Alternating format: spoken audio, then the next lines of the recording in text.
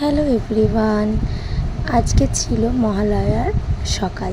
তো আমরা তো ভোর ভোর উঠে পড়েছিলাম এবং আমি আমার বন্ধু এবং তার হাজব্যান্ড বেরিয়ে পড়েছিলাম বাইক নিয়ে। তো এখন সকালের পরিবেশটা এত সুন্দর লাগছিল, হালকা হালকা কুয়াশাও পড়তে শুরু হয়েছে দেখছি। তো রাস্তাটাও ফাঁকা ছিল, ভীষণ ভালো লাগছিল। তো আমরা যাচ্ছিলাম গঙ্গার পাড়ে। তো কোনো বছরই আমার যাওয়া হয় না, তো ওদের হেল্পে আমি একটু গেলাম। তো তারপরে আমরা পৌঁছে গেছিলাম, ভেবেছিলাম ওখানটা খুব একটা ভিড় হবে না, কিন্তু এত ভিড় হয়েছিল।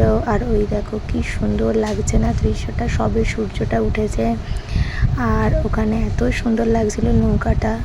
আর এইটা হচ্ছে সেই গঙ্গার ঘাটটা, ভেবেছিলাম ফাঁকা থাকবে অন্যান্য গঙ্গার ঘাটের তুলনায়, বাট ভালোই ভিড় ছিল। তারপর ওখানে যেতে এই খাবারটা পেয়েছিলাম, তো চারিপাশটা ভালো করে উপভোগ করছিলাম। ভোরবেলা আর গঙ্গার পাড়, বুঝতেই পারছো কতটা ভালো লাগার একটা জায়গা।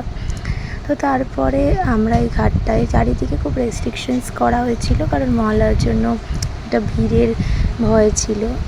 তো এত ভালো লাগছিল চারপাশটা, যেখানেই যাচ্ছিলাম বীরেন্দ্র কৃষ্ণ ভট্টের মহালয়া শুনতে পাচ্ছিলাম, মাইকে বাজছিল। এটা পুরো দুর্গাপুজোর আমেজ, সেটা আমাদের কাউকে বলতে হয় না, প্রকৃতি যেন বুঝিয়ে দেয়। আর এই ছিল মা রাজরাজেশ্বরী, এত সুন্দর দেখতে ঠাকুরটাকে। আর এই দেখো জলের আওয়াজটা শোনো।